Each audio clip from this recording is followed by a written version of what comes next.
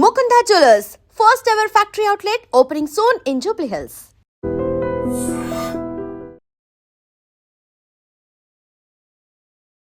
We expected lot from KCR. ఆయన వస్తారు, అసెంబ్లీకి వస్తారు అనుకుంటే వచ్చి కూర్చుంది 7 నిమిషాలు వెళ్ళిపోయారు. ఆ తర్వాత మళ్ళీ అటెండ్ అవ్వలేదు. ప్రాజెక్టుల మీద చర్చ ఉంటుంది, పవర్ పాయింట్ ప్రజెంటేషన్ ఉంటుంది. అందరూ ఎక్స్పెక్ట్ చేస్తున్నారు. కేసీఆర్ కాదు కదా, అసలు బీఆర్ఎస్ ఎమ్మెల్యేలు ఎవరూ లేరు.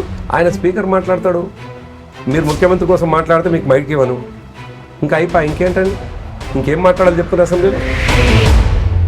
స్ట్రీట్ బాయ్ లాగా, ఒక స్ట్రీట్ బాయ్ అనే కాదు, స్ట్రీట్ రౌడీ లాగా ఆయన ఉపన్యాసం ఆయన మాట్లాడుకోనిచ్చు. ఎవరి సీట్లలో వాళ్ళు బీఆర్ఎస్ ఎమ్మెల్యేలు కూర్చుంటే వాళ్ళ కళ్ళల్లో చూడు ఎంత విషయం కనిపిస్తూ ఉంది. గాంధీ భవన్లో జరిగేటువంటి చర్చల్లాగా అసెంబ్లీని మార్చే ప్రయత్నం స్పీకర్ గారు చేస్తున్నప్పుడు కేసీఆర్ ఎందుకని ఒప్పుకోవట్లేదు? కేసీఆర్ ఎందుకని అక్కడ ఉండట్లేదు? అసలు వీళ్ళ చీప్ టాక్టిక్స్ కి, వీళ్ళ విఘ్నత కోల్పోయిన వ్యవహారానికి కేసీఆర్ గారు అవసరం లేదు. నిజానికి దే ఆర్ వెయిటింగ్. కేసీఆర్ ఎప్పుడు వస్తారు, ఎప్పుడు మాట్లాడతారని మీ కార్యకర్తలు ఎదురు చూస్తున్నప్పుడు ఇప్పుడు కార్యకర్తలు అనుకోవట్లేదా, కోరుకోవట్లేదా కేసీఆర్ అక్కడ ఉండాలి, మాట్లాడాలి, వాళ్ళు ఏం చెప్తున్నారో ఆరోపణలకు, విమర్శలకు అన్నిటికీ సమాధానం ఇవ్వాలి అనేది ఎదురు చూడట్లేదు. మీ మీడియా అంతా కూడా లేదు, మమ్మల్ని విమర్శించే మీలాంటి వాళ్ళందరూ కూడా మమ్మల్ని మైండ్ బ్లాక్ ఎక్కువ చేసుకుంటున్నారంటే కేసీఆర్ గారు అసెంబ్లీ కోసం మాత్రమే నాయకుడు. మీరు ముఖ్యమంత్రి గారి మీద మాట్లాడితే మీకు మైక్ ఇవ్వను, చాలు, ఇంకంతకంటే పెద్ద మాట లేదు అంటున్నాను. మేము ఏం మాట్లాడాలి? ఈ ముఖ్యమంత్రి గారు అద్భుతమైనటువంటి పాలనాధ్యక్షుడు, ఈయన కంటే మించిన పాలన ఇంతకుముందు ఎవరూ చేయలేదు. మూసీ పేరు మీద లక్షల కోట్లు, వేల కోట్లు దోచుకుందామని ప్రయత్నం చేస్తున్నా అది ప్రజల సొత్తు పోతే. కేసీఆర్కి ఎంత అయితే అందులో ఒక వాటా ఉందో, లేకపోతే ఈ మొత్తం కుంభకోణాలు వీటన్నిటిలో ప్రధానమైనటువంటి షేర్ కేసీఆర్కు ఉంది, ఆ తర్వాత హరీష్ రావుకు మాత్రమే ఉంది అనేటువంటి మాట. ఈ ఇద్దరి పేర్లు మాత్రం చాలా క్లియర్గా అటు ప్రభుత్వం కావచ్చు, ఇటు కవిత కావచ్చు అదే మాట చెప్తున్నారు కదా. రక్తం పంచుకొని పుట్టినటువంటి కేటీఆర్ గారిని తిట్టడంతో నీకేం ఉపయోగం వస్తుంది? ఈ ప్రపంచానికి నీ అనుభవాన్ని, ఈ ప్రపంచాన్ని పరిచయం చేయించినటువంటి, నిన్ను పరిచయం చేయించినటువంటి కేసీఆర్ గారిని తిట్టడంతో ఏమొస్తుంది? వాళ్ళు ఆత్మక్షోభ గురవుతారు తప్ప నువ్వు అదనంగా నీకు ఒనగూరేదేం లేదు.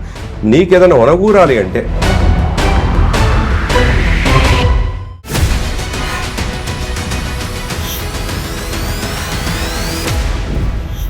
నమస్తే, welcome to I dream inside politics with Kavitha. ఇయాటి దాకా ఒక లెక్క, ఇప్పటి నుంచి ఇంకో లెక్క అన్నటువంటి కేసీఆర్ పాలమూరు రంగారెడ్డి ప్రాజెక్టుల గురించి, దీంతో పాటుగా ఇరిగేషన్ ప్రాజెక్టుల గురించి ప్రభుత్వాన్ని కడిగేస్తాను అంటూ తీవ్రమైనటువంటి స్వరంతో మాట్లాడారు. అసెంబ్లీ వేదికగా చర్చించడానికి కూడా పట్టుపడ్డారు. బట్ అసెంబ్లీ పెట్టింది ప్రభుత్వం, పాలమూరు రంగారెడ్డితో పాటుగా ఇతర ప్రాజెక్టుల గురించి చర్చించడానికి పవర్ పాయింట్ ప్రజెంటేషన్ కూడా రెడీ చేసుకుంది. బట్ అదే సమయంలో ప్రతిపక్ష పార్టీ బీఆర్ఎస్ ఎందుకని వాకౌట్ చేయడం మాత్రమే కాదు, బహిష్కరించి కూడా వెళ్ళిపోయింది. ప్రజల సమస్యల గురించి, ప్రాజెక్టుల గురించి మాట్లాడతానని చెప్పినటువంటి కేసీఆర్, బీఆర్ఎస్ ఇప్పుడెందుకు సభలో లేరు? ఎందుకని ఒక పలాయనవాదం లేకుంటే అస్త్ర సన్యాసం చేశారు అనేటువంటి ఆరోపణలు, విమర్శలు, వీటన్నిటికీ బీఆర్ఎస్ లీడర్లు ఏం సమాధానం ఇస్తారు? మనతో పాటుగా ఉన్నారు బీఆర్ఎస్ పార్టీ సీనియర్ లీడర్, మాజీ ఎమ్మెల్సీ కర్నె ప్రభాకర్. హలో అండి, నమస్తే. నమస్తే. సో గతంలో బీఆర్ఎస్ రాష్ట్ర స్థాయి కార్యవర్గ సమావేశం 4 గంటలు జరిగింది. 1.5 అవర్ ప్రెస్ మీట్ పెట్టారు. అక్కడ చాలా తీవ్రమైనటువంటి వాయిస్, ఇప్పటిదాకా కేసీఆర్ ఎక్కడున్నాడు అనే దాంతో పాటుగా నిన్నటిదాకా ఒక కథ అయింది, ఈ రోజు నుంచి మాత్రం ఇంకో కథ ఉంటుంది. We expected lot from KCR. ఆయన వస్తారు, అసెంబ్లీకి వస్తారు అనుకుంటే వచ్చి కూర్చుంది 7 నిమిషాలు వెళ్ళిపోయారు. ఆ తర్వాత మళ్ళీ అటెండ్ అవ్వలేదు. ప్రాజెక్టుల మీద చర్చ ఉంటుంది, పవర్ పాయింట్ ప్రజెంటేషన్ ఉంటుంది.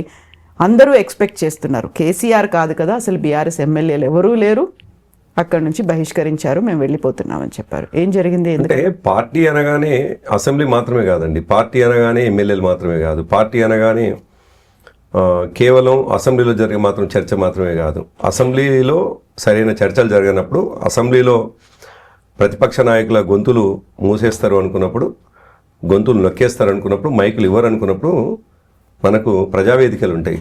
ప్రజలతో మాట్లాడేటువంటి అనేక వేదికల్ని కూడా ప్రతిపక్ష పార్టీలు, ముఖ్యంగా ఉద్యమాలు చేసినటువంటి మాలాంటి పార్టీలు వెతుక్కుంటాయి. అట్లా మేము 4 గంటల సమావేశం అయినా, 2 గంటల కేసీఆర్ గారి ప్రెస్ మీట్ అయినా అల్టిమేట్గా మా లక్ష్యం ఏంటి అంటే, ఈ ప్రభుత్వం ఇచ్చినటువంటి హామీలు ఏమిటి, లేదు మేము గతంలో చేసినటువంటి ప్రాజెక్టులని కొనసాగింపుగా ఈ ప్రభుత్వం చేయాల్సిన పనులు చేయకపోగా వాటిని పక్కకు పెట్టేసి దాంట్లో మేము ఎంత నిజాయితీగా చేసినాము, ఎంత చిత్తశుద్ధితోటి ప్రాజెక్టులని ఇంప్లిమెంట్ చేసినాము, నిర్మాణం చేద్దామని ప్రయత్నం చేసినాము అనేటువంటి వాటిని పక్కకు పెట్టేసి ఒక తప్పుదారి పట్టించేటువంటి పరిస్థితిలో నిజానికి వాళ్ళు చెప్తున్నట్టుగా 290 పైచీలకు ఏవైతే టీఎంసీలు ఉన్నాయో కిరణ్ కుమార్ రెడ్డి ప్రభుత్వంలో ఆనాడు కాంగ్రెస్ ప్రభుత్వమే తీసుకున్నది, రోషే గారి ప్రభుత్వంలో ఆనాడు ప్రభుత్వమే, ఆనాడు డిస్ట్రిబ్యూషన్ జరగలేదు.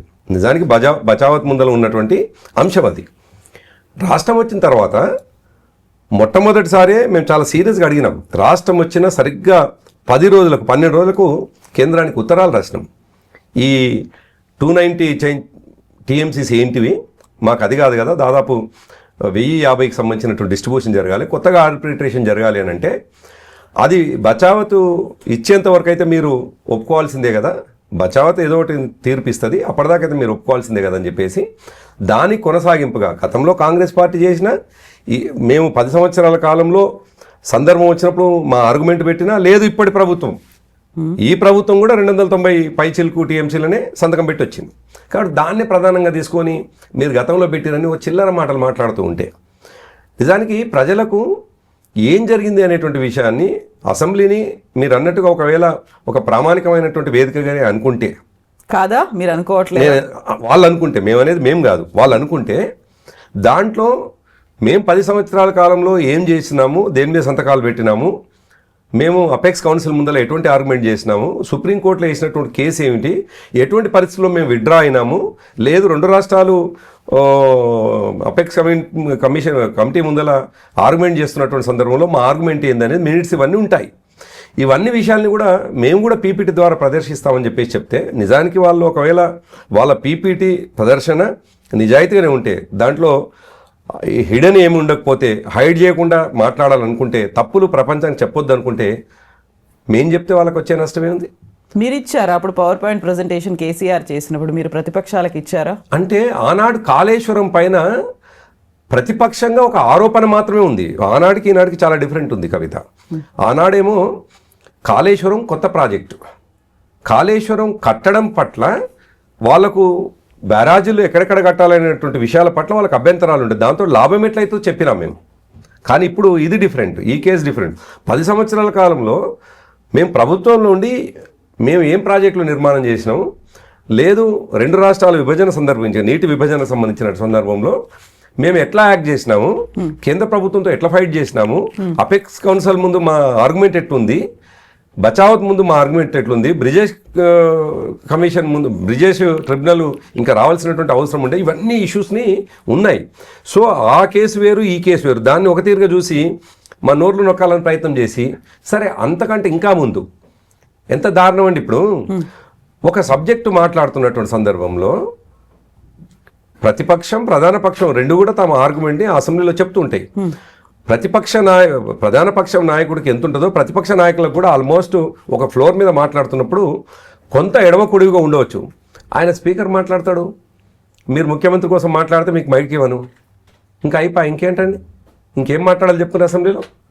నువ్వు ప్రతిపక్ష నాయకుడికి నువ్వు ముఖ్యమంత్రి మీద ఎవరి కోసం మాట్లాడాలి, బయట ఉన్నటువంటి వ్యక్తుల కోసం మాట్లాడాలా, హౌస్లో లేనటువంటి వ్యక్తుల కోసం మాట్లాడాలా, లేకపోతే నరేంద్ర మోడీ కోసం మాట్లాడాలా, లేదు సోనియా గాంధీ కోసం మాట్లాడాలా, రాహుల్ గాంధీ కోసం మాట్లాడాలా, లేదు 2014 కంటే ముందు కాంగ్రెస్ పార్టీ తెలంగాణ ప్రాంతానికి నీళ్ల విషయంలో చేసిన అన్యాయాల కోసం మాట్లాడాలా? మేము మాట్లాడేది ఈ ప్రభుత్వం 2 సంవత్సరాలుగా రేవంత్ రెడ్డి గారు వచ్చిన తర్వాత 90 టీఎంసీల నీళ్ళని 45 టీఎంసీలకి ఎందుకు కుదించడం అనేటువంటి ఆర్గ్యుమెంట్ మాది ఉంటుంది డెఫినెట్గా.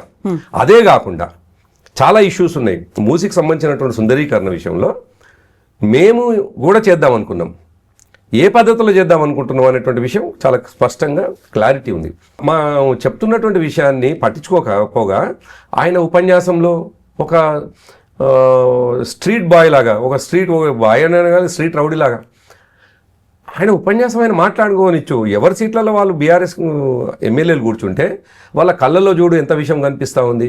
వాళ్ళ కళ్ళల్లో ఒకవేళ వాళ్ళకు ఆ శక్తి ఉంటే ఆ చూసిన చూపులతోటే మనం మాడి మసైపోవాలని చూస్తున్నారు వాళ్ళు. ఇదేంది అసలు? ఎవరన్నా ఇంత పర్వర్షన్తో మాట్లాడతారా? ఇంత పర్వర్టెడ్ ముఖ్యమంత్రులు ఇంతకుముందు ఎవరన్నా ఉండేనా? నేను అందుకేమంటున్నానంటే ఒక పాజిటివ్ డిస్కషన్ జరగాల్సినటువంటి అసెంబ్లీలో నీకు నువ్వే ప్రొవోకేట్ చేసి నీకు నువ్వే రెచ్చగొట్టి అవతల వ్యక్తులను గౌరవించకుండా, నిజానికి రేవంత్ రెడ్డి సీనియర్ కాదు, రేవంత్ రెడ్డి చాలా జూనియర్ అండి. ఇలాంటి సంఘటనలు గతంలో జరగలేదా? చాలా చూసాం మనం ఇలాంటివన్నీ. బహిరంగ వేదికల మీద అయ్యాయి, ఉపన్యాసాల్లో అయ్యాయి, ఆ తర్వాత అసెంబ్లీలో కూడా అయ్యాయి. వీటన్నిటిని పక్కకు పెట్టేసి ప్రజా ప్రయోజనాలు, మీరు ఏవైతే పబ్లిక్ ఇంట్రెస్ట్ అన్నారు, అక్కడ సమస్యలు ఉన్నాయి, ప్రాజెక్టులు ఉన్నాయి, అంశాలు ఉన్నాయి, వీటి వారీగా చర్చించడానికి అసెంబ్లీ పెట్టండి అని మీరు చెప్పిన తర్వాత అసెంబ్లీలో ఉండాల్సినటువంటి అవసరం ఉంది. పర్సనల్ అటాక్ గా ఎందుకు తీసుకుంటున్నాం? మేము అదే అంటున్నాం. మేము చాలా మీరు అనేది 100% మేము ప్రజల్లో ఉన్నటువంటి వాళ్ళుగా దాదాపు 20 సంవత్సరాల ఎక్స్పీరియన్స్ ఉన్న ఒక పార్టీగా మేమంటుంది కూడా అదే. ప్రజల పక్షాన పోరాటం చేయాల్సిన, ప్రజల పక్షాన మాట్లాడాల్సిన ప్రతిపక్షాలను కూడా మాట్లాడిస్తూనే దానికి పరిష్కార మార్గాలు నువ్వు చూపించాల్సింది విడిచిపెట్టేసి ఒకవైపు ప్రధాన నాయకుడు మాట్లాడేటువంటిదేమో ప్రొవకేటివ్గా, దానికి ఏదన్నా విషయం చెప్పాలి, ఏదైనా సజెషన్సో లేకపోతే ఆయన చెప్పినటువంటి రాంగ్ అయ్యి ఉంటుంది అనే మాట చెప్తే నేను నీకు మైక్ ఇవ్వను అని చెప్పి స్పీకర్ గారు మాట్లాడతారు. అసలు కాన్స్టిట్యూషన్ పోస్ట్ నువ్వు ఎవరి రిస్క్లోకి రావాలి? ఎంటైర్ 119 మంది సభ్యుల రిస్క్కి రావాల్సినటువంటి అవసరం ఉంది. ఆయన కస్టోడియన్ ఆఫ్ ది ప్రాపర్టీ అసెంబ్లీకి. ఒక 64, 65 మేము మా వాళ్ళని చేర్చుకున్న 78 మందికి ఆయన స్పీకర్ కాదు. నిజానికి 119 మందికి ఆయన స్పీకర్. వీళ్ళందరి హక్కుల్ని కాపాడాల్సినటువంటి బాధ్యత కస్టోడియన్ ఆఫ్ ది హౌస్గా ఆయనకు ఉండాలి. ఆయన ఏమంటాడు, నువ్వు మాట్లాడితే నీకు మైక్ ఇవ్వను. సేమ్ ఇవే ఆరోపణలు కావచ్చు. గతంలో మీ ప్రభుత్వం ఉన్నప్పుడు కూడా అదే స్పీకరు అదే ప్రతిపక్షాల గురించి చెప్పారు కదా. లేదు, స్పీకర్ నోటి నుంచి ఇప్పటివరకు మనం ఎప్పుడు వినం కవిత. మీరు ఎప్పుడైనా గమనించండి, స్పీకరు డెఫినెట్గా ప్రతిపక్షం అయితే స్పీకర్ మీరు కేవలం అధికార పక్షానికే మీకు సమయం ఇస్తున్నారు, మాకు ఇవ్వట్లేదు, మేము వాకౌట్ చేస్తున్నాం. సమయము వేరు. నేనేమంటున్నాను, మీరు అన్నట్టుగా నేను హౌస్ నుంచి వచ్చినాను, నేను చట్టసభలకు వెళ్ళి వచ్చినాను, నేను చూసినాను కదా. సమయం ఇవ్వడం వేరు. ఆయన ఏకంగా తన సభ్యుడి, తన రిస్క్, ఏ సభ్యుడి రిస్క్ అయితే రావాలనో ఆ సభ్యుడికే చెప్తున్నటువంటి మాట ఏంటంటే, నువ్వు ప్రధాన నాయకుడికి ఏదన్నా క్వశ్చన్ వేస్తే ఆయనను విమర్శిస్తే నీకు మైక్ ఇవ్వను అన్నాడు. అసలు ఇంకెక్కడిది? అసలు హౌస్ ఏంది? దాంట్లో ప్రజాస్వామ్య పద్ధతిలో చర్చలు ఎక్కడివి? ప్రోగ్రెసివ్గా సమస్యల పరిష్కార దిశగా జరిగే చర్చలు ఎక్కడివి?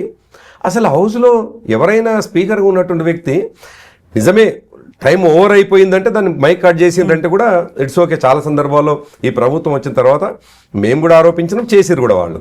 కానీ ఇప్పుడు అది కాదు, స్పీకర్ గారే అంటారు మీకు మైక్ ఇవ్వను. అలాంటప్పుడు నిన్న ఒక్కరోజు మాత్రమే వాకౌట్ చేసి ఈ రోజు నుంచి జరగాల్సినటువంటి చర్చలకు సంబంధించి బహిష్కరించకుండా అటెండ్ అయ్యి ఆ చర్చ ఎలా జరుగుతుందో, లేకుంటే మీ మీద వస్తున్నటువంటి ఆరోపణలు ఏంటో వీటన్నిటికీ సమాధానాలు చెప్పుకోవడానికి అక్కడ కేసీఆర్ ఉండాల్సిన అవసరం ఉండే, అప్పుడు ఇరిగేషన్ మంత్రి హరీష్ రావు ఉండాల్సి ఉండే, బీఆర్ఎస్ ఎమ్మెల్యేలు అందరూ ఉండాల్సినటువంటి ఒక సమయం ఇది. ఈ సమయంలో ఎందుకని ఒక అస్త్ర సన్యాసం చేసినట్టుగా మేము బహిష్కరిస్తున్నాం? ఆ మాట ఎందుకు వచ్చింది? ఇప్పుడు మీ మీడియా వాళ్ళు మేము ఎన్ని రోజులు ఉండాలి హౌస్లో అని మీరే నిర్ణయిస్తే మేము ఉండం. ప్రజల కోసం నేనేమంటున్నంటే, మీ ప్రశ్న ప్రజల పక్షాన ఉంటది అని మీకున్నటువంటి ప్రశ్నని మాకేస్తే మేము నిజానికి మాకు స్ట్రాటజీ ఉంటుంది. యాజ్ ఏ పార్టీగా, యాజ్ ఏ పొలిటికల్ పార్టీగా మాకు స్ట్రాటజీ ఉంటుంది. ఇప్పుడు చాలా స్పష్టంగా హౌస్ నడుస్తున్నటువంటి సందర్భంలో హౌస్లో ఆయన స్పీకర్ గారి హిడెన్ ఎజెండా ఏంది, అధికార పక్షం నాయకుల యొక్క హిడెన్ ఎజెండా ఏంది మన క్లారిటీ వచ్చిన తర్వాత ఆయన మొట్టమొదటిగా చెప్తున్న మాట ఏమిటి, నీకు మైక్ ఇవ్వను అని. ఇంకేం చేస్తావు? మీరు చేయాల్సింది ఏంది చెప్పండి అక్కడ. దాన్ని మేమేం చేస్తాం? మేము దాన్ని ఏం చేస్తాం? డెఫినెట్గా మాకున్న ప్రజావేదికలు ఇంకా వేరే ఉన్నాయి, మా ప్రజాక్షేత్రం వేరే ఉంది. ప్రజావేదికలు వేరున్నాయి. కాంగ్రెస్ పార్టీకి ప్రజావేదిక ఉంది, వాళ్ళకంటూ అధికారికంగా గాంధీ భవన్ ఉంది, మీకు తెలంగాణ భవన్ ఉంది, మీకు ప్రజావేదికలు ఉన్నాయి. బట్ ఇద్దరూ కలిసి కూర్చొని మాట్లాడుకోవడానికి, చర్చించుకోవడానికి ఒక వేదిక అసెంబ్లీ. ఆ అసెంబ్లీని మీరు వినియోగించుకోవట్లేదు అనేదే కదా. ఇప్పుడు అసలు అసెంబ్లీని వినియోగించేటువంటి పరిస్థితి లేకుండా స్పీకర్ గారు చేస్తున్నప్పుడు, అది ఒక పీసీసీ కార్యాలయంగా చూస్తున్నప్పుడు, అది ఒక గాంధీ భవన్ లాగా మారుస్తున్నప్పుడు, గాంధీ భవన్లో జరిగేటువంటి చర్చల్లాగా అసెంబ్లీని మార్చే ప్రయత్నం స్పీకర్ గారు చేస్తున్నప్పుడు ఇంకా నిజానికి నో మీనింగ్, అసలు మీనింగ్ లేదండి. ఉంది, ఎంఐఎం ఉంది, వాళ్ళు కూడా కాంగ్రెస్ పక్షానే ఉన్నారు. అందుకే అన్నారు కదా ఆయన నిన్న బీజేపీకి సంబంధించినటువంటి ఒక నాయకుడు అన్నాడు, మహేశ్వర్ రెడ్డి గారు అనుకుంటా, బహుశా మేము కూడా షేర్వాణిలు వేసుకొని వస్తాం, అప్పుడే మాకు ఇస్తట్టున్నారు అవకాశం, లేకపోతే మాకు కూడా ఇచ్చేటట్లేరని. అంటే దీంతో అర్థమవుతుంది అంటే వాళ్ళకు అనుకూలమైనటువంటి పక్షం అసెంబ్లీలో ఉంటే మాత్రమే వాళ్ళు మైకులు ఇస్తారు. అదర్వైజ్ ఎవరైనా క్వశ్చన్ చేసినా బీజేపీ కావచ్చు, సిపిఐ కావచ్చు, ఇంకొక పార్టీకి కావచ్చు, వాళ్ళ క్వశ్చన్ చేస్తే వాళ్ళు మైక్లు ఇచ్చేట్లుగా కనిపించట్లేదు.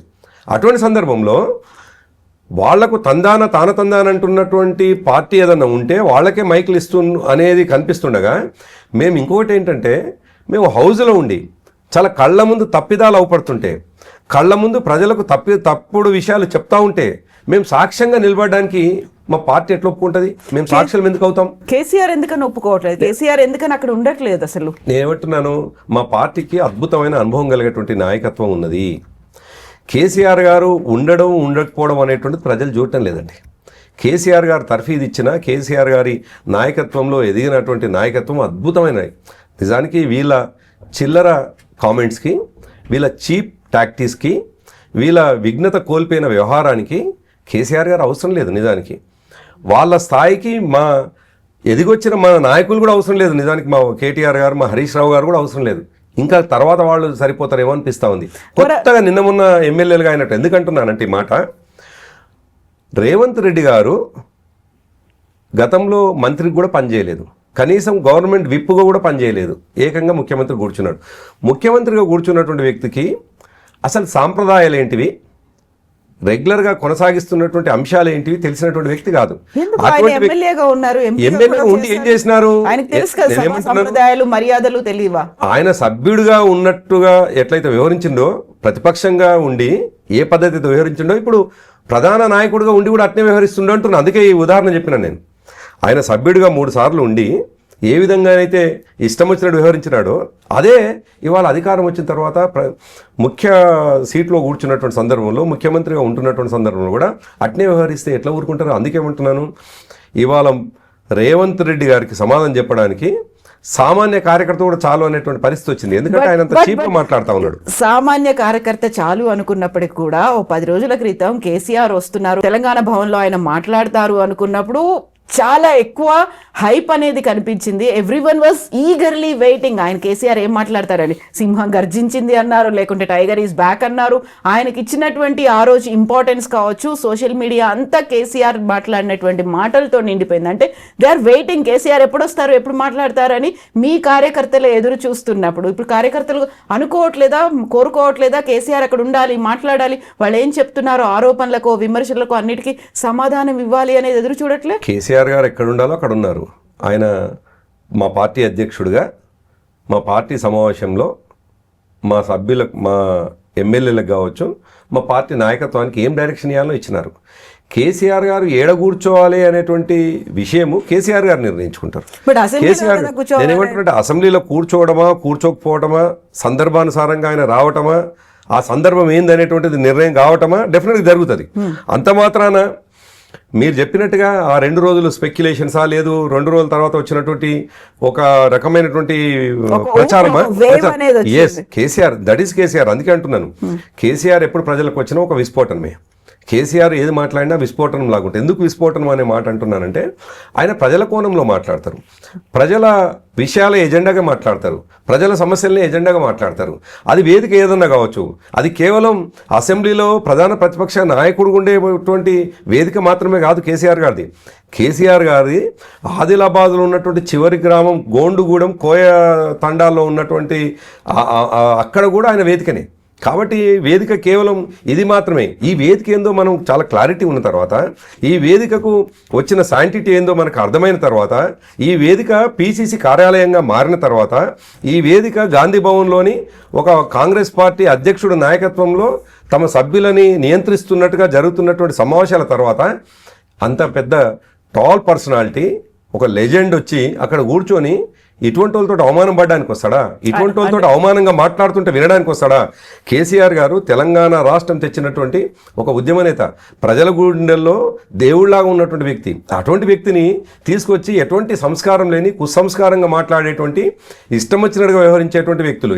ఓకే, ఒక పార్టీగా మాట్లాడుతున్నటువంటి వాళ్ళు మాట్లాడవచ్చు, సంస్కారం లేనటువంటి వాళ్ళు పెద్ద సీట్లో కూర్చున్నా మాట్లాడవచ్చు. సాక్షాత్తు అందరిని నియంత్రించాల్సినటువంటి స్పీకర్ గారి నోటి నుంచే మీకు మైక్ ఇవ్వను అని మాట్లాడితే, కేసీఆర్ గారు వచ్చి ఎవరి కోసం మాట్లాడాలి? కాదండి, నేనేమంటున్నా, కేసీఆర్ గారు వచ్చి ప్రధాన నాయకుడు చేస్తున్నటువంటి వ్యవహారాలు ఈ 2 సంవత్సరాలు ఏం చేసిండ్రో అది మాట్లాడాలి కదా. నువ్వు ఆయన కోసం మాట్లాడితే నీకు మైక్ ఇవ్వను అని అంటే కేసీఆర్ గారి గౌరవం. అందుకేమంటున్నానంటే కేసీఆర్ గారు ఏ వేదికల ద్వారా ప్రజలకు విషయాలు చెప్పాలనో ఆయన క్లారిటీ ఉన్నది. కేసీఆర్ గారు రావట్లేదు అనేది అదే వచ్చినారు కదా. 6 నెలల తర్వాత వచ్చి ఒక సంతకం పెట్టి అంటే మీరు మైండ్ బ్లాక్ ఎక్కడ చేసుకుంటున్నారంటే మీరు మీ మీడియా అంతా కూడా లేదు మమ్మల్ని విమర్శించే మీలాంటి వాళ్ళందరూ కూడా మమ్మల్ని మైండ్ బ్లాక్ ఎక్కడ చేసుకుంటున్నారంటే కేసీఆర్ గారు అసెంబ్లీ కోసం మాత్రమే నాయకుడు, ఎమ్మెల్యే కదా. ఎస్ అందుకే వచ్చినారు, ఆయన సంతకం పెట్టినారు, కూర్చున్నారు ఇక్కడ ఆయన కూర్చున్నారు. డెఫినెట్గా ఆయనకుండే గౌరవాన్ని ఆయన నిలబెట్టుకున్నారు, ఆయన గౌరవాన్ని నిలబెట్టుకుంటారు ఆయన. కాబట్టి ఇది మీరు కేవలం ఒక మీడియానో లేకుంటే ప్రతిపక్షమో ఇంకెవరో అడుగుతున్నారని కాకుండా ఒక కార్యకర్తలు కూడా వదిలేసేయండి. ప్రజలు ఎక్స్పెక్ట్ చేయట్లేదా కేసీఆర్ రావాలి, కేసీఆర్ ఏం మాట్లాడతాడో చూడాలి. ఎలా అంటున్నాను నేను, కేసీఆర్ గారు మాట్లాడాలని ప్రజలు కోరుకుంటారు, కేసీఆర్ గారు తమ సమస్యల్ని గలమెత్తాలని ప్రజలు కోరుకుంటారు. కేసీఆర్ గారి ద్వారా వచ్చే మాటకి ఈ ప్రభుత్వం తలొగ్గి ప్రజా సమస్యల్ని పరిష్కరించాలని కోరుకుంటారు ప్రజలు. కానీ ఆ వేదిక ఏదనేటువంటిది ఇంపార్టెంట్ కాబట్టి కేసీఆర్ గారికి ప్రజల సమస్యలు వినిపించేటువంటి అనేక వేదికలు ఉన్నాయి. ఒక వేదిక అది ఒక రకమైనటువంటి వాతావరణం ఏర్పడ్డ తర్వాత ఆ వేదికకు ఒక శాంటిటీ లేనటువంటి పరిస్థితి ఈ ప్రభుత్వం చేసిన తర్వాత ఆ వేదిక ద్వారా ప్రజా సమస్యలు ప్రజల గొంతుగ్గా తను వినిపించడం అనే విషయం అర్థమైన తర్వాత అక్కడే కూర్చోవాల్సిన అవసరం లేదు, అనేక ఉన్నాయి. మేము అనేక వేదికల ద్వారా కూడా చెప్పేటువంటి అవకాశం ఉన్నది. నేను అందుకే అంటున్నానంటే ఉత్తరాల ద్వారా చెప్పవచ్చు, సోషల్ మీడియా ద్వారా చెప్పొచ్చు, సభలు పెట్టి చెప్పవచ్చు. అందుకే ఇవాళ సరే 119 మంది సభ్యులు ఉన్నటువంటి అసెంబ్లీ ద్వారా చెప్పడంతో పాటు లక్షల మంది వేదికగా రేపు పాలమూరులో ఈ నెలాఖరులో పాలమూరులో సభ పెట్టబోతా ఉన్నాం. తప్పకుండా కేసీఆర్ వస్తారా? కేసీఆర్ గారి నాయకత్వంలోనే దాంట్లో ఎందుకు ఎక్కడి నుండి ఆనాడు నీళ్లు తీసుకున్నాం, ఎందుకు ఎక్కడి నుండి మన పాలమూరు రంగారెడ్డిని డిజైన్ చేసుకున్నాం, ఎన్ని డబ్బులు ఖర్చు పెట్టినాం, మనం వచ్చిన తర్వాత ఏం జరిగింది, ఈ ప్రభుత్వం వచ్చిన తర్వాత ఏం జరిగింది, ఇవన్నీ కూడా వివరంగా చెప్పడానికి మేము ఒక వేదికని డెఫినెట్గా చేసుకున్నాం. ఆ వేదిక ద్వారా చెప్తాం. ఎందుకంటే ఇక్కడ గొంతు నొక్కేసేటువంటి వాతావరణం ఉండగా నీకు గొంతు పెకిలేటువంటి అవకాశమే లేనటువంటి సందర్భంలో ఇంకా నువ్వెందుకు ఆ ప్రయత్నం చేస్తావు? మూగ ప్రయత్నం అంటున్నాను. ఇప్పుడు ఆ స్పీకర్ ఇంకో 3 ఏళ్ల పాటు ఉంటారు. అప్పుడు ఏం చేస్తారు మీరు? స్పీకర్ని మార్చే ఉద్దేశం కానీ ఆలోచన కానీ ఎలాగూ కాంగ్రెస్ పార్టీకి ఉండదు. ఆబ్వియస్గా ఆయనే 3 ఏళ్ల పాటు ఉంటారు. అప్పుడు బీఆర్ఎస్ కానీ ఎమ్మెల్యేలు కానీ కేసీఆర్ కానీ అటెండ్ అవ్వరు అసలు ఏ సమావేశం. అంటే ఈ దేశంలో ఇటువంటి ప్రగతి వేదికలు, ప్రజాస్వామ్య వేదికలు ఎప్పుడైనా అవి భ్రష్టు పట్టినప్పుడు ఈ దేశంలో మిగతా రాష్ట్రాల్లో లేదు, దేశ అత్యుత్తమైనటువంటి పార్లమెంట్లు కూడా ఇటువంటి జరిగినటువంటి సందర్భంలో ఆనాడు ప్రతిపక్షాలు ఎట్లా చేసినాయో అట్లా చేయాల్సిందే. మేము కూడా డెఫినెట్గా మాకుండేటువంటి మాకు వ్యూహం ఉంటుంది. స్పీకర్ మా గొంతు నొక్కేస్తామంటే మేము మా పద్ధతిలో మేము ప్రజా సమస్యల్ని వివరించేటువంటి వేదికలు మేము వెతుక్కుంటాం. ఈ సెషన్లో స్పీకర్ గారు ఆ విధంగా వ్యవహరించారు కాబట్టి మా మాట మేము చెప్పినాం, మా డిసెంట్ చెప్పినాం, బయటకు వచ్చి మాట్లాడినాం. స్పీకర్ గారు జనరల్గా స్పీకర్ గారి పట్ల ప్రతి సభ్యుడికి గౌరవం ఉంటుంది. ఒక సభ్యుడికే కాదు, నేనేమంటానంటే ఇవాళ బయట ఉన్నటువంటి సివిలియన్స్ కూడా అంతే గౌరవం ఉండాల్సినటువంటి అవసరం ఉన్నది. స్పీకర్ ఒక కాన్స్టిట్యూషనల్ పోస్ట్. అటువంటి స్పీకర్ గారు రాజ్యాంగ విరుద్ధంగా వ్యవహరిస్తున్నటువంటి సందర్భంలో మేము చెప్పేటువంటి ప్రయత్నం చెప్తాం. ఆయన అట్నే కొనసాగితే డెఫినెట్గా మా డిసెంట్ అట్నే ఉంటుంది. కానీ ఈ సెషన్లో మాత్రం మేము చాలా స్పష్టంగా స్పీకర్ గారు తప్పు చేస్తా ఉన్నారు, స్పీకర్ గారు మా గొంతు నొక్కుతున్నారని చెప్పేసి వచ్చినాం. ఆయన మార్చుకుంటే నేనేమంటున్నా, ఆయన మార్చుకుంటే ఒకవేళ ఆయన మార్చుకుంటే నెక్స్ట్ సెషన్లో కంటిన్యూ అవుతాం. ఆయన మార్చుకోకపోతే మళ్ళీ డిసెంట్ చెప్పి బయటకు వస్తాం.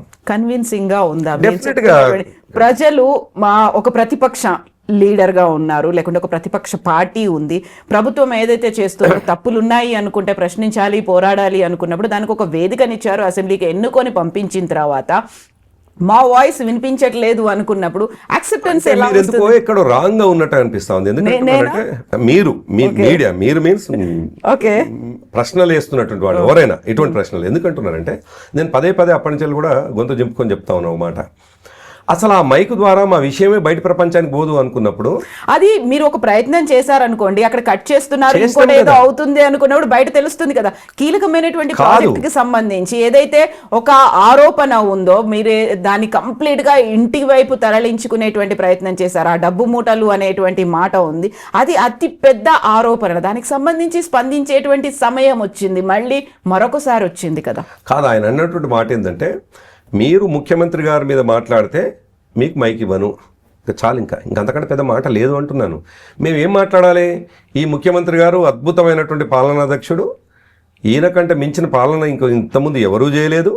మూసీ పేరు మీద లక్షల కోట్లు 1000 కోట్లు దోచుకుందామని ప్రయత్నం చేస్తున్నా అది ప్రజల సొత్తు పోయింది, మేము దానికి సహకరిస్తాం అని మేము చెప్పాల్సి ఉండే అక్కడ నిలబడి. మేము ఏం చెప్తాము?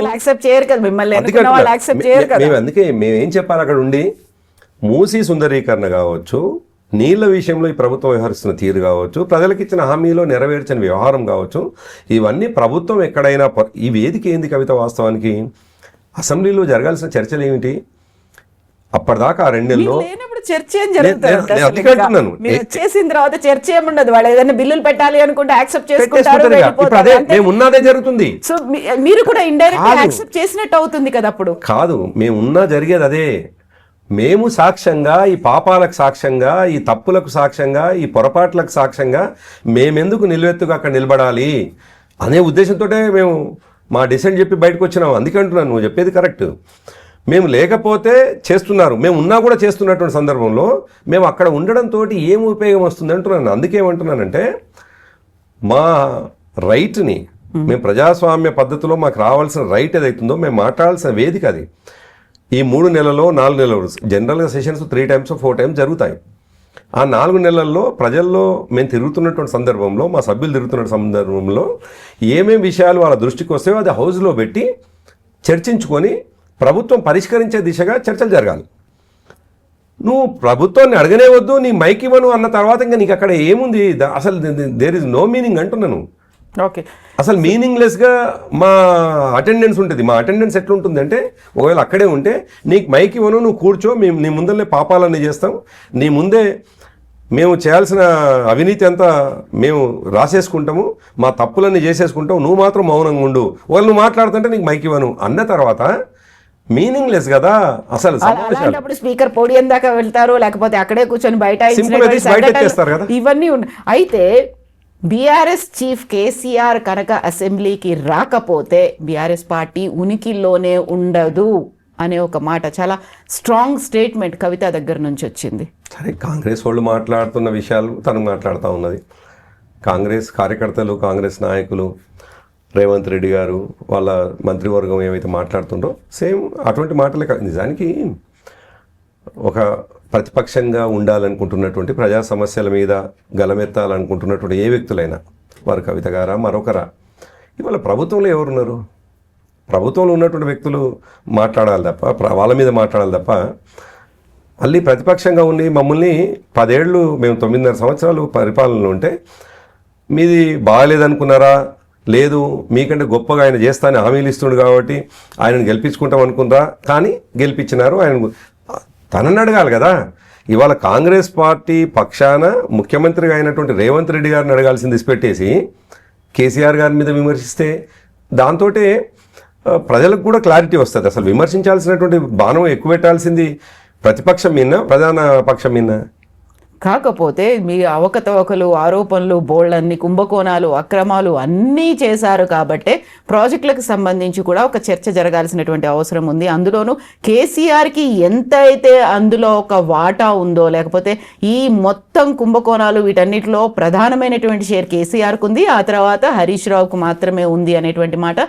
ఈ ఇద్దరి పేర్లు మాత్రం చాలా క్లియర్గా అటు ప్రభుత్వం కావచ్చు, ఇటు కవిత కావచ్చు అదే మాట చెప్తున్నారు కదా. అంటే మా పార్టీలో పనిచేసిన ఒక సభ్యురాలు, మా పార్టీ నాయకురాలు, ఇప్పుడు మా పార్టీ మా పార్టీ నుండి బయటికి పోయిన తర్వాత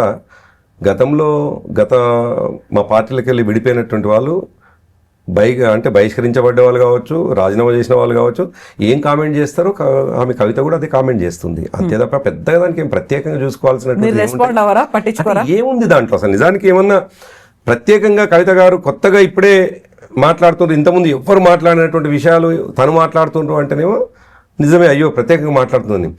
గతంలో మా పార్టీకి వెళ్ళిపోయినటువంటి వాళ్ళు మాట్లాడినారు కదా, ఇటువంటి మాటలే మాట్లాడినారు. ఆమె మాట్లాడిన కాకపోతే ఈమె మాట్లాడిన దాంట్లో కొంత ప్రత్యేకత ఉంది.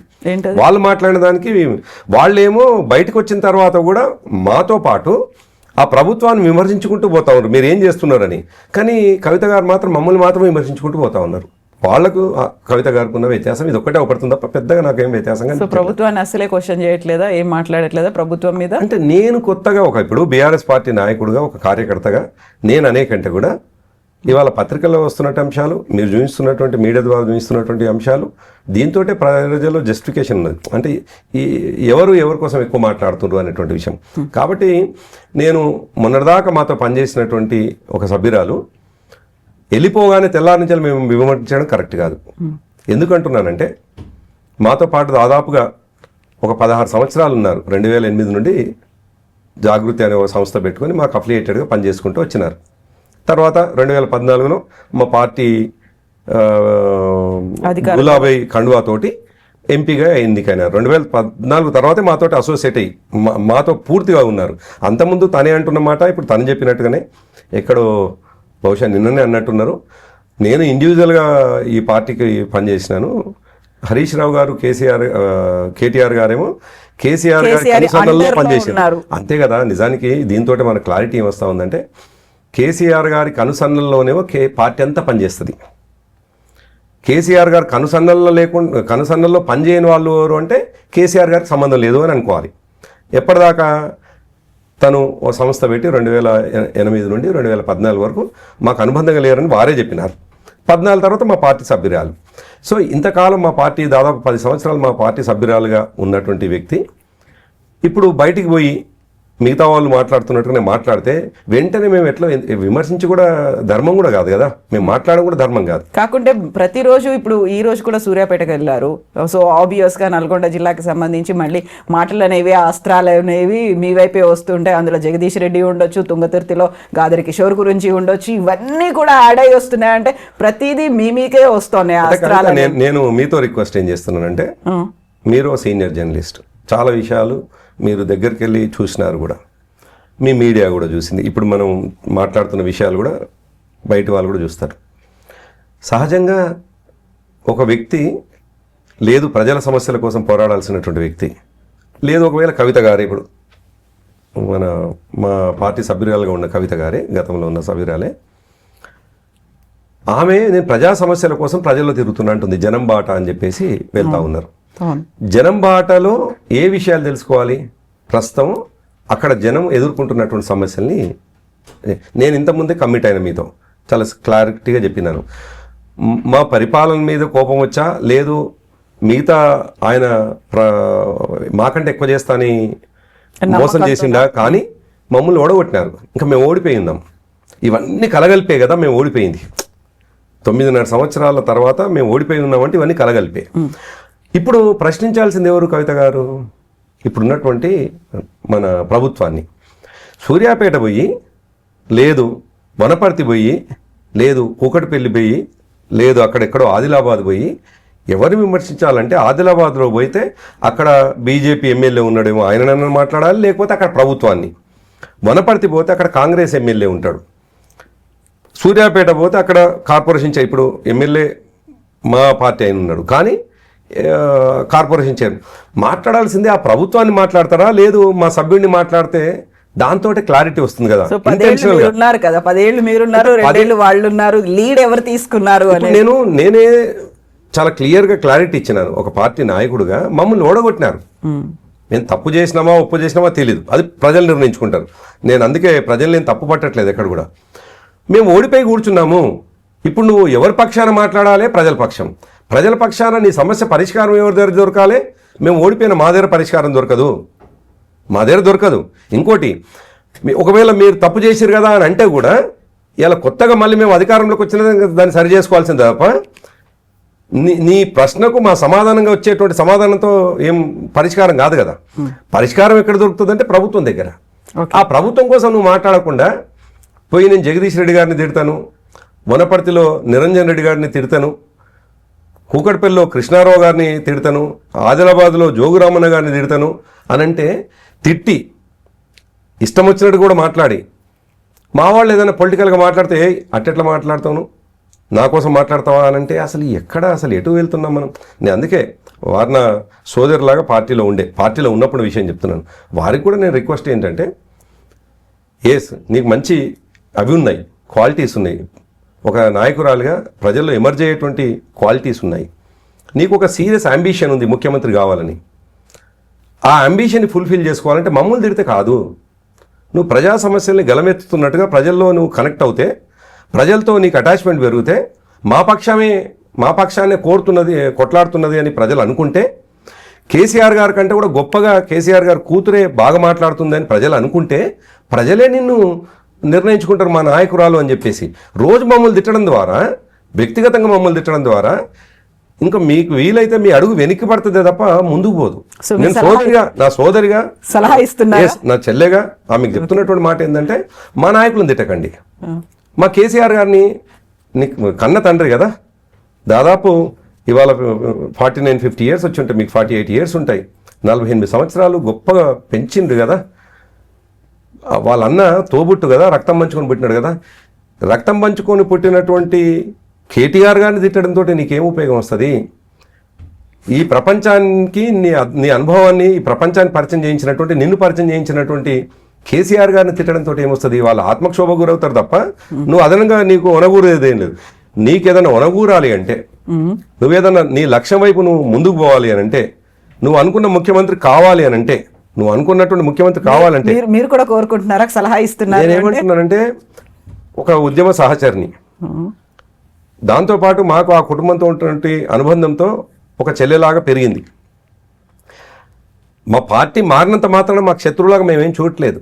ఓకే, మా అదంతా ఏంటంటే అభ్యంతరం అంతా మా కేసీఆర్ గారిని తిడుతున్నప్పుడే, కేటీఆర్ గారిని తిడుతున్నప్పుడే, హరీష్ రావు గారిని ఏమన్నా తులనాడుతున్నప్పుడే, లేదు మా నాయకత్వాన్ని ఇంతకుముందు నేను చెప్పినటువంటి మా నాయకులందరినీ తులనాడుతున్నప్పుడే మాకు అభ్యంతరం తప్ప మాకు ఎందుకు ఉంటుంది అభ్యంతరం?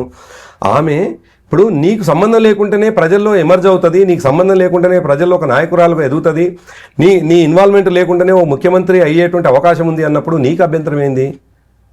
లేదు, నువ్వు ప్రతిపక్ష నాయకుడిగా ఉండి నువ్వు పొలిటికల్గా ఏదన్నా ఇష్యూ ఉంటే మాట్లాడొచ్చు, కానీ వ్యక్తిగతంగా ఆమె ఎదుగుదలని మేము ఎట్లా ఆపగలుగుతాం? అందుకేమంటుందంటే, ఆమెకు సూచన ఎందుకు చేస్తున్నాను, మనం ఇంతకాలం అనుబంధంతో ఉన్నాం కదా, ఇంతకాలం కలిసి పెరిగినాం కదా, ఇంతకాలం కలిసి నడిచినాం కదా, తండ్రి బిడ్డ అనేటువంటి అనుబంధం, అన్న చెల్లెలు అనేటువంటి అనుబంధం, మొత్తం మా 70 లక్షల కార్యకర్తలు మా కుటుంబానికి చెల్లెలాగా అక్కలాగా పెరిగినావు కదా, మమ్మల్ని అంత తొందరగా విమర్శిస్తే ఎట్లా అవుతుంది అంటున్నాను. అందుకే నేను చాలా పాజిటివ్గానే మాట్లాడుతాను, విమర్శించట్లేదు. మీరు కోరుకుంటున్నారు, సలహా ఇస్తున్నారు అంటే సీఎంగా చూడాలని మీరు కూడా నేను ఆమెకున్నటువంటి ఎబిలిటీస్తో, ఆమెకున్నటువంటి క్వాలిటీస్తో అవుతుందా కాదా ఆమె విషయం. నేను అదంటున్నా, ఒకవేళ ఆమె అవుతుంది అనుకున్నా ఇటువంటి పిచ్చి పనులు చేసుకోవడంతో నష్టం అవుతుంది కదా. కేసీఆర్ గారినే తిట్టడంతో కేసీఆర్ గారు దాదాపు ఎవరు అవునన్నా కాదన్నా ఇవాళ ఒక రేవంత్ రెడ్డి కుటుంబం తప్ప నేను అంటాను, ఆయన ఇమీడియట్గా ఉన్నటువంటి క్యాబినెట్లో ఉన్నటువంటి వాళ్ళ మనసుల్లో కూడా కేసీఆర్ గారే అద్భుతం చేసిండ్రు అనేటువంటి ఒక చర్చ ఉన్నటువంటి ఈ రోజుల్లో 4.5 కోట్ల ప్రజల మనసుల్లో ఆయన దేవుళ్లాగా, తెలంగాణ తీసుకొచ్చిన వాళ్ళలాగా, అభివృద్ధి చేసిన వాళ్ళలాగా కేసీఆర్ గారు ఉన్నారు. అంత గొప్ప కేసీఆర్ గారిని ఒక్క రేవంత్ రెడ్డి కుటుంబం ఎట్లయితే వ్యతిరేకిస్తున్నదో అట్లా రేవంత్ రెడ్డి కుటుంబం లాగా నువ్వు వ్యతిరేకిస్తే ఏం ఉపయోగం? నువ్వు ఒక్కదాన్ని వ్యతిరేకించడం వద్దు అంటున్నాను నేను. నా రిక్వెస్ట్ ఆమెతో ఏంటంటే, మీరు చర్చకు తీసుకొచ్చారు కాబట్టి నిజానికి మేము మాతో పాటు నడిచినటువంటి ఒక చెల్లెలాగా నడిచినటువంటి ఆమెని చిన్న వెంటిక వాసి ఆమెకు నష్టం జరిగేటువంటి మాట మాట్లాడడం కూడా మాకు ఇష్టం అనిపించదు. కానీ ఆమెకు సూచన, ఎందుకంటే చాలా కాలం ప్రయాణం చేసాం కాబట్టి, నిన్ను కనిపించినటువంటి తండ్రిని మానసికంగా క్షోభకు గురి చేస్తే నీకు మంచిది కాదు. అది నిన్ను ఎవరైతే ప్రజలు కోరుకుంటున్నారో, ప్రజలు నువ్వు కోరుకుంటున్నావో, నువ్వు అయ్యేటువంటి లక్ష్యం వైపు నువ్వు పోలేవు, కష్టమవుతుంది, ఆగిపోతావు, మధ్యలో ఎక్కడో ఆగిపోతుంది. నేను 25 ఏళ్ళ నాకంటే రాజకీయాల్లో కవిత గారు జూనియర్, నాకంటే 25 ఏళ్ళేమో నేను బీఆర్ఎస్తో అనుబంధం ఉన్న విద్యార్థి రాజకీయాల్లో 92 నుంచి ఉన్నాను. నేను చాలామందిని చూసినాను, ఈ దేశంలో ఉన్నటువంటి రాజకీయ నాయకులని చాలామందిని చూసినాను. చాలా ప్లానింగ్గా, చాలా పగడ్బందీగా, చాలా జాగ్రత్తగా ప్రజా సమస్యలని ఎప్పటికప్పుడు మాట్లాడుతూ, సరైన ఉద్యమాలు చేస్తూ, సరైనటువంటి వేదికల్ని సెలెక్ట్ చేసుకొని ముందుకు పోయినటువంటి వాళ్ళు, సక్సెస్ అయినటువంటి వాళ్ళని చూసినాను. మనం కేసీఆర్ గారినే, ఆయనతో పాటు బహుశా కేసీఆర్ గారు 47 సంవత్సరాలు ఉన్నటువంటి సందర్భంలో నాకు 30 సంవత్సరాలు ఉండి ఆయనతో అటాచ్ అయినా. నేను 30 సంవత్సరాల వయసు ఉన్నప్పటి నుంచి ఆయనకు 47 సంవత్సరాలే. ఆనాటి నుంచి ఈ రోజు వరకు ఆయన చూసుకుంటూ వస్తా ఉన్నా నేను.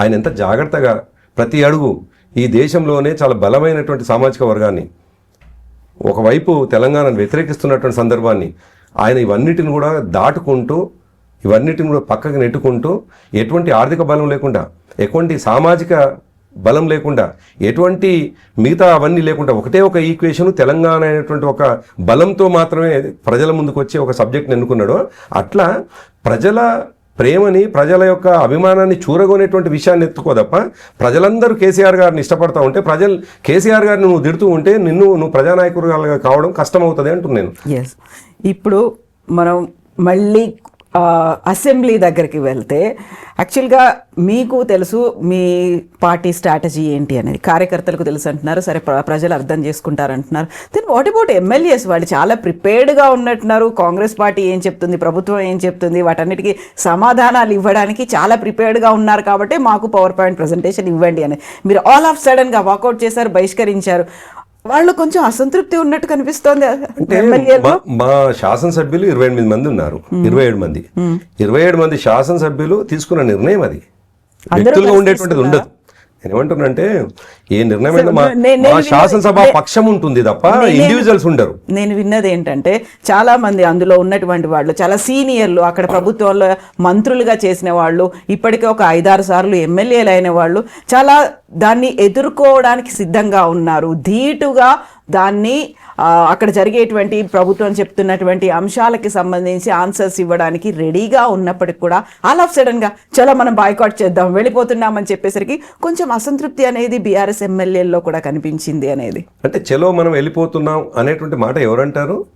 ఉమ్మడిగా 27 మంది ఎమ్మెల్యేలు కలిసి తీసుకునే నిర్ణయం ఉంటుంది. శాసనసభాపక్ష నేత అక్కడ మీ పార్టీ టిఆర్ఎస్ ఎల్పీ తరఫున తీసుకున్నటువంటి ప్రతిపక్ష నాయకుడు ఒక కాల్ ఇచ్చేసరికి అందరూ వెళ్ళిపోయే పరిస్థితి అయితే అట్లుండదు కవిత. ఎప్పుడైనా ఏ రాజకీయ పార్టీ అయినా, నేను ఇంతకుముందే అన్నట్టుగా నేను కూడా కౌన్సిల్లో పనిచేసి వచ్చినాను, ఏ నిర్ణయం అయినా సమిష్టిగా ఉంటుంది. అందరి సభ్యుల యొక్క అది ఉంటుంది, వాళ్ళ అందరి యొక్క అది తీసుకొని పార్టీ ఏ లైన్ ఎంచుకుంటే కరెక్ట్ ఉంటుంది. ఇప్పుడు ఇండివిజువల్గా నేనేమైనా నా మనసులో ఉండవచ్చు, నేను చట్టసభల్లో ఉన్నా, లేదు పార్టీ సభ్యుడిగా కొనసాగినా, లేదు నేను రాష్ట్ర కమిటీలో ఉన్నా, నాకు వ్యక్తిగతమైన భావన ఏదైనా ఉంటే ఉండొచ్చు. అది విత్ ఇన్ ది నా 4 walls ఆర్ ఆ కమిటీలో చర్చించుకోవాల్సిన అంశాలు ఉంటాయి. కానీ నేను ఎక్స్ప్రెస్ చేసేటువంటి అంశము ఒక ఇండివిజువల్గా అక్కడ చెప్తాను. అది పార్టీ ఏదైతే బెస్ట్ అని పార్టీ నిర్ణయించుకుంటుంది. ఓకే, అది పార్టీ కార్యక్రమాలు కావచ్చు, లేదు హౌస్లో జరగాల్సినటువంటి బిజినెస్ కావచ్చు.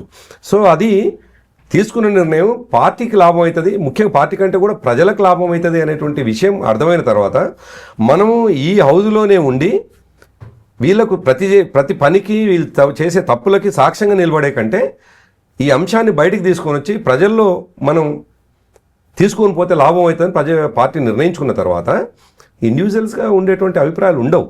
పార్టీ అన్నప్పుడు ఇండివిజువల్స్ కాదు కదా. సో డెఫినెట్గా మా పార్టీ నిర్ణయం అది.